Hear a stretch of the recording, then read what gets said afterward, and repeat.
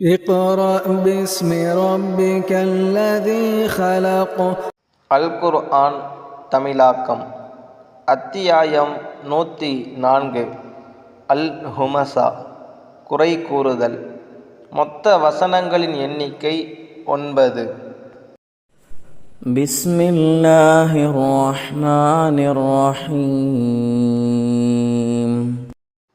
அளவிலா அருளாளன், நிகரிலா அன்பாளன், அல்லாஹுவின் பெயரால். வைலுல் லிகுல்லி ஹுமஸத்தின் லுமஸஹ். குறை கூறி புறம் பேசி திரியும் ஒவ்வொருவருக்கும் கேடுதான். அல்லதீ ஜமஅ மாலன் வஅத்ததஹ். அவன் செல்வத்தை சேகரித்து அதை எண்ணிக்கொண்டிருந்தான். யஹ்ஸபு அன்ன மாலஹு அஹ்லதஹ். தனது செல்வம் இவ்வுலகில் தன்னை நிரந்தரமாக்கி வைக்கும் என அவன் நினைக்கிறான். கல்லா லயும்பதன்ன ஃபில் ஹுதமஹ். அவ்வாறல்ல, அவன் ஹுதமாவில் வீசி எறியப்படுவான். வமா அத்ராக மல் ஹுதமஹ்.